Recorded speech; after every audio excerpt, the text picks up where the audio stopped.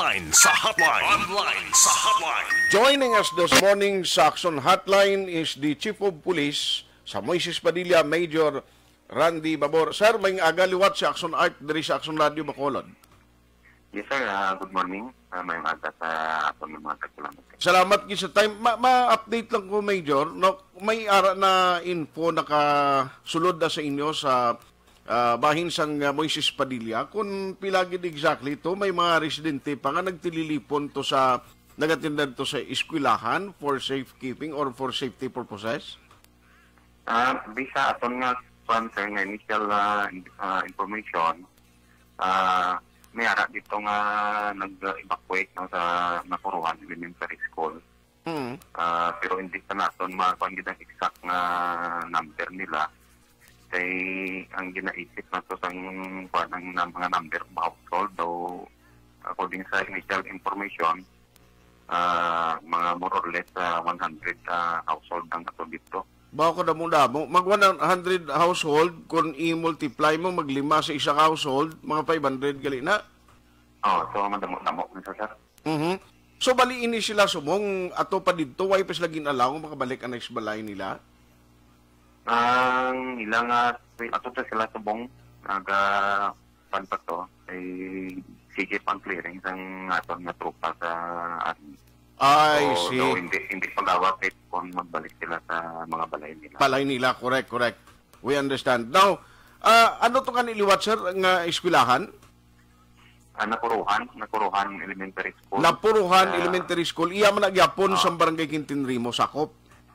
Sa actually yung Nakuruhan, tibubong ni nga sityo, part ng Makagahay. Isabela? Hindi, Makagahay, kaya Moises Padilla, Japon. Barangay Makagahay na, I see. So medyo halindra sa proper gali, sang Barangay Kintinrimo, medyo antad distansya na niya, katama? Malayo ni siya ang eskwelahan. Pero ang kuntangon mo gani, ang location sa eskwelahan sa encounter site siya, kung naman nito kalayo. So malayo na nito tayo sa may encounter site. Kung kaligay yung mga pumuluyo siguro, pagka balong nila nga may encounter, so matamat na sila sa eskwelahan para matailan mo na safety. Correct no, kung nagasinigabong tutuod, kabudlay, kag kapin paghapon, gamat-amat dulom ang tiempo, siyempre, nag-amat-amat hapon kang nagabi, kung dito ka tiners balay mo, do ka delikado, guro? Amo nang sitwasyon dito sa bong. So in the way, why man instruction sa bong, no? Ang alkalde tada, kung bala may ara sa mga food packs or mga pagkaon yung padala to, at least to augment sa barangay nga makater to ang mga atutos lugar? Actually, may ara na na-prepare kay Mayor. Magulagan kami nag-istorya na so makuntin pa karon ng aton nga council sa sa ELCAC para na balag kung paano marespondihan dito ang mga pumuluyo.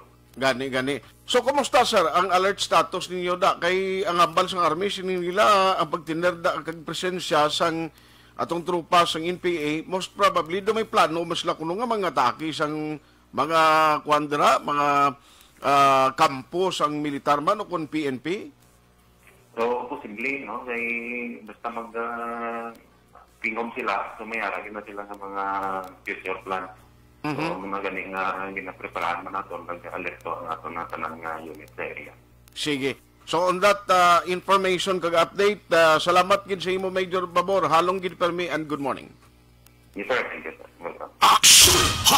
Ang hepe sa Moises Padilla PNP. So kung mag 100 household, damo-damo na ya, no, ibutang mo, i-multiply mo na lang by 3. Galing kay sa umabala Action Oliver, kalabanan ni ang bata, way ganubo sa tatlo mo. Kalabanan, gisa na nagalapaw lang, way gamino sa tatlo.